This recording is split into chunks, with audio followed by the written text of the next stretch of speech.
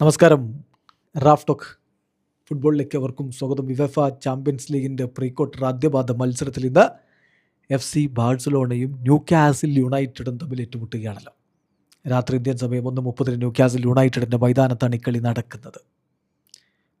നേരത്തെ ലീഗ് ഘട്ടത്തിൽ ഇരു ടീമുകളും തമ്മിൽ ഏറ്റുമുട്ടിയപ്പോൾ 2-1 വിജയം കൊണ്ടുപോയത് FC ബാഴ്സലോണയായിരുന്നു. ഇത്തവണ തിരിച്ചടിക്കുമോ ന്യൂകാസിൽ? ചോദ്യമാണ്.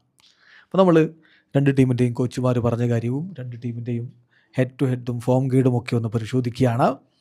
എഡി ഹാവ്, ന്യൂകാസിൽ യുണൈറ്റഡിൻ്റെ മാനേജർ, പറയുന്നു, ഞങ്ങളെ സംബന്ധിച്ചിടത്തോളം റീസെൻറ്റ് ഹിസ്റ്ററിയിലെ ബിഗ്ഗസ്റ്റ് ഗെയിമാണിത്. ഞാൻ അങ്ങനെയാണ് കാണുന്നത്. ആ ഒരു മെൻറ്റാലിറ്റിയാണ് ഞങ്ങൾക്ക് വേണ്ടത്. ഒക്കേഷൻ അനുസരിച്ച് ഉയരേണ്ടതുണ്ട്, റേസ് ചെയ്യേണ്ടതുണ്ട്, എന്നിട്ട് അവസരങ്ങൾ മികച്ച രൂപത്തിൽ ഉപയോഗപ്പെടുത്തണം. തീർച്ചയായിട്ടും ഞങ്ങൾക്ക് ഇവിടെ ഒരു അണ്ടർഡോഗ് റോളാണുള്ളത്. അത് മികച്ച പ്രകടനം നടത്താൻ സഹായിക്കും എന്നാണ് ഞാൻ പ്രതീക്ഷിക്കുന്നത്. ഇപ്പോൾ കഴിഞ്ഞ കളി നോക്കുക. ഞങ്ങൾ അവരോട് നന്നായിട്ട് കളിച്ചിട്ടുണ്ടായിരുന്നു. അവർ നന്നായിട്ട് കളിച്ചു. ഫസ്റ്റ് ഹാഫിൽ ഗെയിം കൃത്യമായിട്ട് അങ്ങനെ തന്നെയാണ് മുന്നോട്ട് പോയത്. പക്ഷേ ഞങ്ങളും മികച്ച രൂപത്തിൽ ഞങ്ങളുടേതായിട്ടുള്ള പെർഫോമൻസ് നടത്തി. അവരുടെ മിഡ്ഫീൽഡിലുള്ള 3 താരങ്ങൾ വളരെ നല്ല രൂപത്തിൽ കളി കൺട്രോൾ ചെയ്തു. പക്ഷെ ഞങ്ങൾക്കും സ്റ്റാൻഡ് ഔട്ടായിട്ടുള്ള പ്ലെയേഴ്സ് ഉണ്ടായിരുന്നു. നല്ല രൂപത്തിൽ തന്നെ ഞങ്ങളും അവിടെ പോരാടിയിട്ടുണ്ട്. തീർച്ചയായിട്ടും ഞങ്ങളുടെ അവസരങ്ങൾ ഞങ്ങൾക്ക് മുതലാക്കാൻ കഴിയാതെ പോയി. അവരവരുടെ അവസരങ്ങൾ ഉപയോഗപ്പെടുത്തി. അതാണ് ആ കളിയിൽ സംഭവിച്ചത്.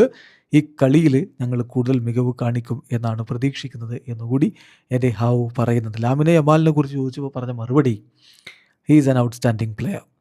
ഞങ്ങൾ ഫസ്റ്റ് ഗെയിമിൽ അവനെ ഫേസ് ചെയ്തിട്ടുണ്ടായിരുന്നില്ല. തീർച്ചയായിട്ടും ഇപ്പോൾ അവൻ്റെ ക്വാളിറ്റീസൊക്കെ വെച്ച് ഇതൊരു വലിയ ചലഞ്ച് തന്നെയാണ്. അവർക്ക് തീർച്ചയായിട്ടും മികച്ച താരങ്ങളുണ്ട്. അവർ ഹ്യൂജ് ത്രെട്ട് ഉണ്ടാക്കുന്നവർ തന്നെയാണ്. നല്ല രൂപത്തിൽ പോരാട്ടം നടത്തേണ്ടി വരും എന്നുകൂടി എഡി ഹാവ് പറഞ്ഞു വെക്കുന്നു.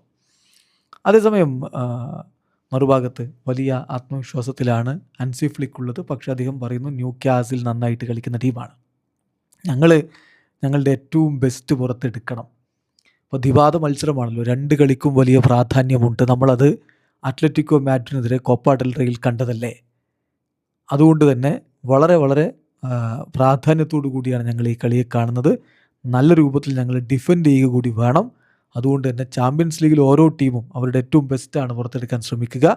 ഞങ്ങൾ പോരാടി നിൽക്കേണ്ടതുണ്ട് എന്ന് ഹൻസി ഫ്ലിക്കും പറയുമ്പോൾ ഇന്ന് മികച്ചൊരു പോരാട്ടമാണ് നമ്മൾ പ്രതീക്ഷിക്കുന്നത്.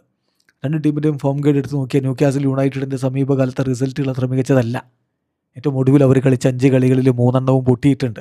2 കളികളെ അവർ വിജയിച്ചിട്ടുള്ളൂ. ബാഴ്സയ്ക്ക് അവസാനമായി കളിച്ച 5 കളികളിൽ 4 വിജയവും 1 തോൽവിയുമാണ്. ഇവരുടെ ഹെഡ് ടു ഹെഡ് നോക്കുകയാണെങ്കിൽ ബാഴ്സയ്ക്ക് തന്നെയാണ് ആധിപത്യം. യുവേഫയുടെ ഒഫീഷ്യൽ വെബ്സൈറ്റ് നൽകുന്ന കണക്ക് പ്രകാരം ബാഴ്സലോണ 4 വിജയങ്ങളും ന്യൂകാസിൽ യുണൈറ്റഡ് 1 വിജയവുമാണ് ഹെഡ് ടു ഹെഡിൽ നേടിയിട്ടുള്ളത്. ബാഴ്സ 10 ഗോളുകൾ ന്യൂകാസിൽ യുണൈറ്റഡിൻ്റെ വലയിലേക്ക് അടിച്ചപ്പോൾ തിരിച്ച് 5 ഗോളുകൾ മാത്രമേ ന്യൂകാസിലിന് ഇങ്ങോട്ടേക്ക് അടിക്കാൻ പറ്റിയിട്ടുള്ളൂ. അതുകൊണ്ട് തന്നെ ഇന്നത്തെ മത്സരത്തിൽ സെൻറ്റ് ജെയിംസ് പാർക്കിൽ ഒരു സൂപ്പർ പോരാട്ടമാണ് നമ്മൾ പ്രതീക്ഷിക്കുന്നത്. ബാഴ്സ വിജയിക്കുമെന്ന പ്രതീക്ഷയോടെ അവരുടെ ആരാധകർ കാത്തിരിക്കുമ്പോൾ ന്യൂകാസിൽ യുണൈറ്റഡ് പണി കൊടുക്കുമെന്ന പ്രതീക്ഷയോടെ പ്രീമിയർ ലീഗ് ആരാധകരും കാത്തിരിക്കുന്നു. വീഡിയോ അവസാനിക്കുന്ന ഫുട്ബോൾ ലോകത്തെ കൂടുതൽ വിശേഷങ്ങളുമായി റാഫ് ടോക്സ് വീണ്ടും എത്താം.